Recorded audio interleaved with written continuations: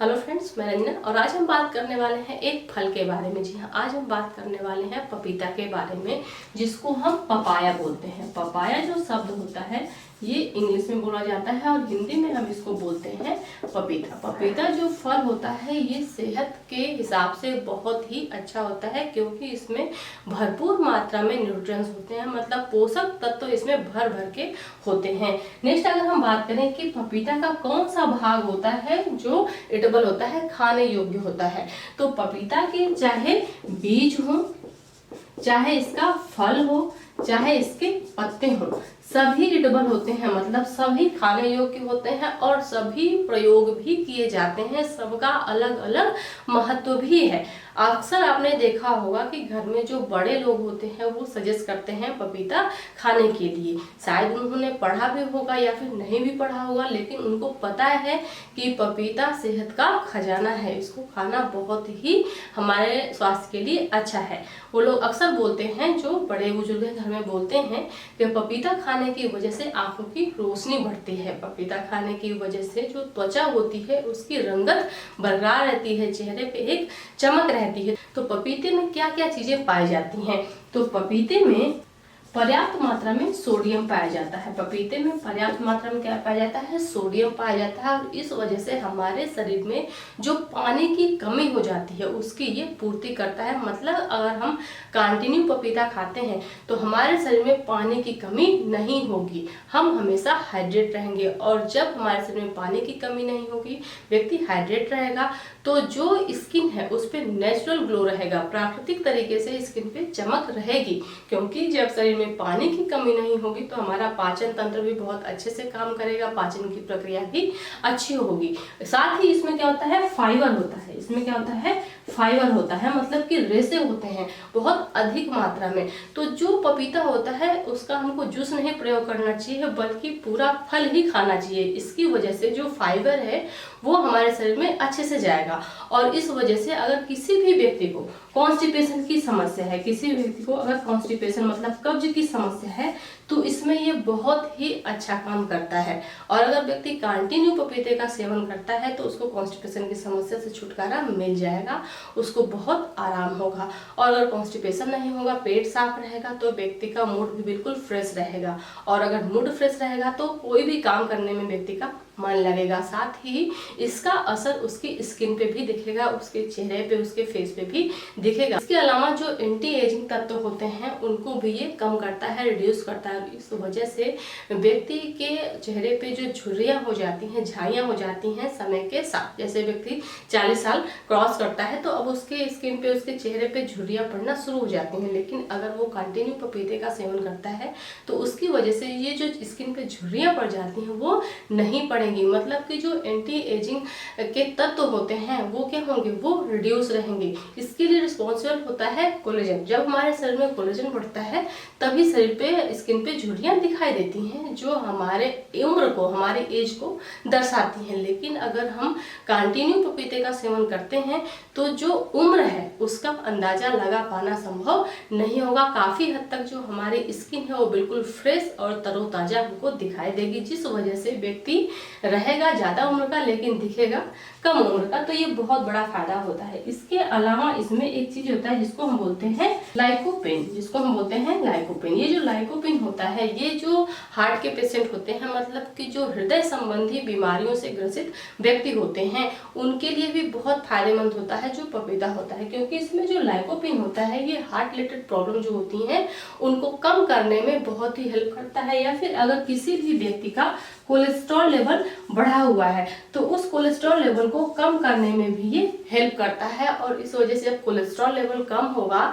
तो जो नसों में ब्लॉकेज की समस्या होती है, या फिर हार्ट अटैक के रिस्क रहते हैं, या फिर चेस्ट पेन के रिस्क रहते हैं, ये कम हो जाते हैं। क्योंकि जब नसों में ब्लॉकेज होता है, नसों में यहाँ पे कोलेस्ट्रॉल जमने लगता है तो ब्लड फ्लो अच्छे से नहीं हो पाता है, खून का आवागमन अच्छे से नहीं हो पाता है, दिल तक खून अच्छे से नहीं पहुंच पाता है, और जब खून अच्छे से दिल को नहीं मिल पाएगा तो उसके ऊपर प्रेशर पड़ेगा, वो अच्छे से अपना काम नहीं कर पाएगा।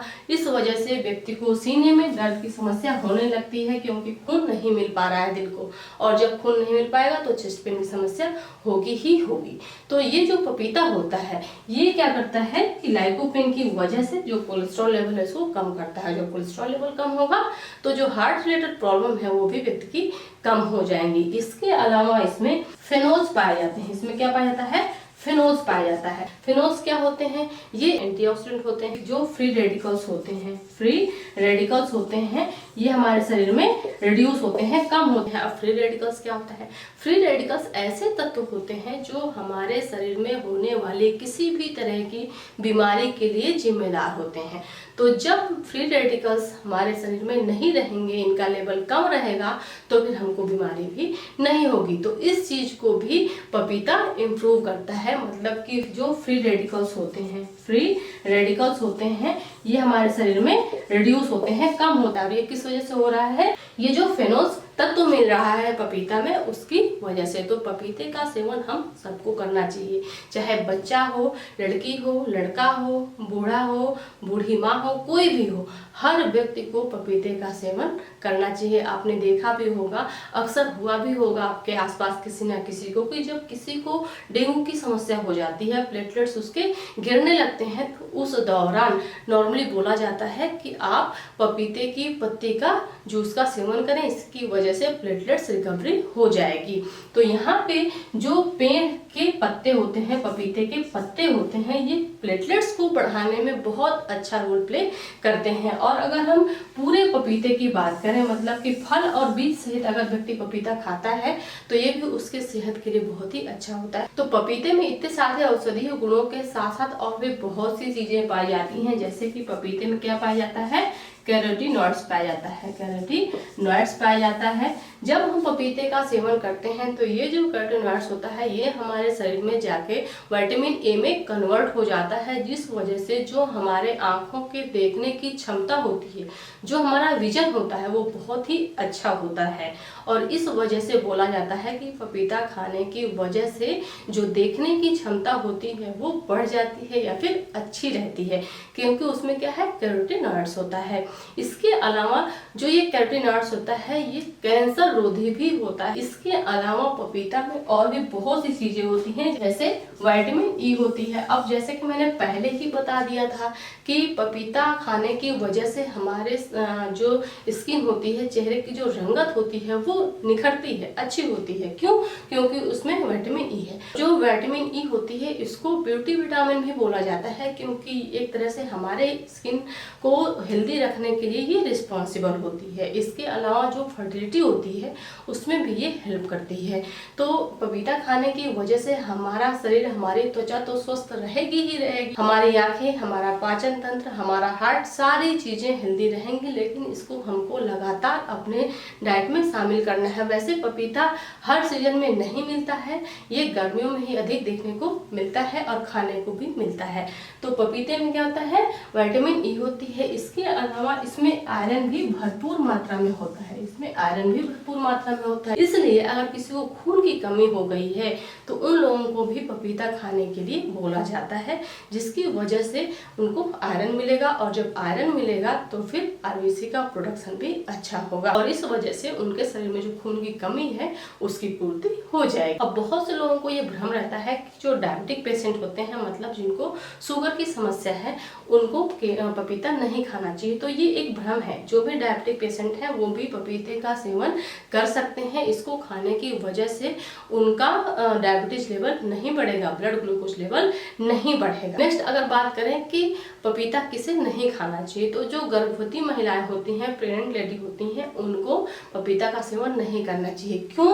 क्योंकि पपीते में एक तत्व होता है जिसको हम बोलते हैं लैटेक्स, और ये जो लैटेक्स होता है इसका काम होता है कि ये गर्भाशय को संकुचित करने करने का काम करता है, कॉन्ट्रैक्शन बढ़ाने का काम करता है। तो जब महिला पपीता खाती है तो ये सभी के साथ नहीं होता है, ये भी बात है।